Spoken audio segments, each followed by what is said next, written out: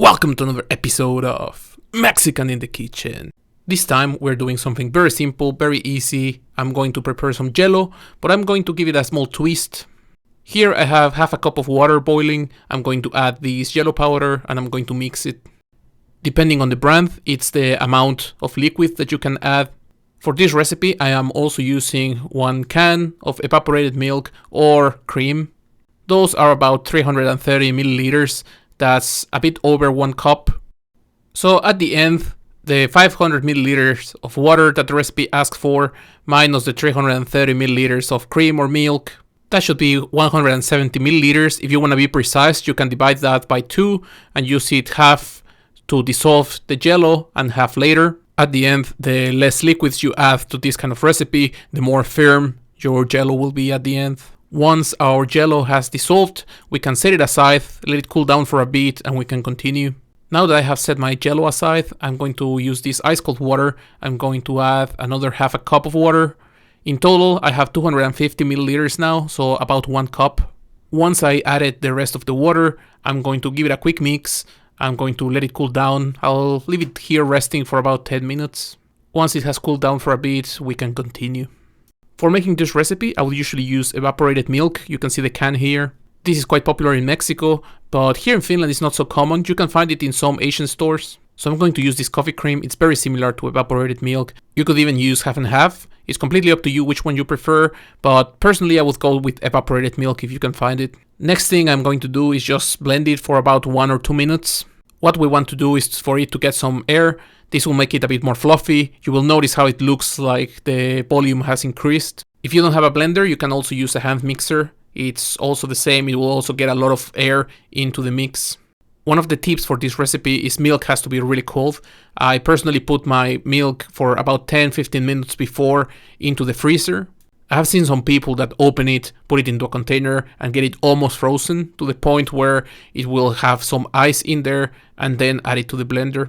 What I would normally do is open the top tiny lid of my blender, add a string of my Jello slowly. In this case, this blender is not the best for that. It has too many blades, it makes a mess, but you get the point. Just add it slowly. If you have this kind of lid, you don't want to make a mess, you can always open the lid, put a bit of the mix, blend, and repeat until all your mix is there. Once we have added the Jello mix, we can leave it there for a couple minutes. Just make sure it keeps blending for a while, and then we can pour it into some container. Where do you want to pour this is completely up to you. You can use 1 large container, you can use many small ones. In this case, I'm using these personal silicone containers. I'm going to add a bit of canola oil. This is because this Jello doesn't have the normal Jello texture. It's a bit foamy. And if you don't add some grease, then it might get stuck, it won't come out. You can either use your finger or some kitchen paper, try to get oil all over the container. This will make things way easier. Once we're done blending, we can add the mix into our container. I'm sure you can tell from the video how much air there is. There's a lot of air bubbles, and this will give this Jello its foamy texture. Another option is to serve this into either individual containers that you're not going to flip over and try to get the Jello out, or just 1 large container and use a spoon to serve this dessert.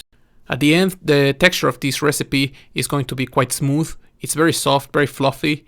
So if you just use a spoon to serve it, it will also be quite nice. Once we have poured our Jello, we're going to take it to the fridge. We're going to leave it there overnight and then we can taste it.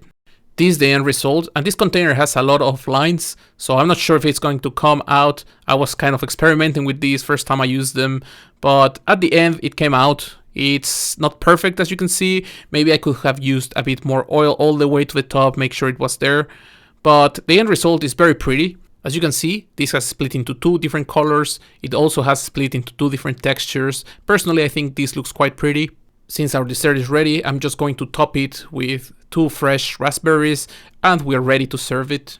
Since the most important part of this dessert is the texture, I'm going to cut it with a spoon. I'm going to show it to you, show it to the camera.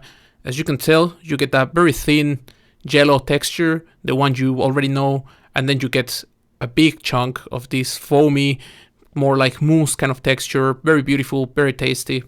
This is how I make this foamy Jello. I want to show you here again how it gets really foamy. This texture is quite nice, I really like it.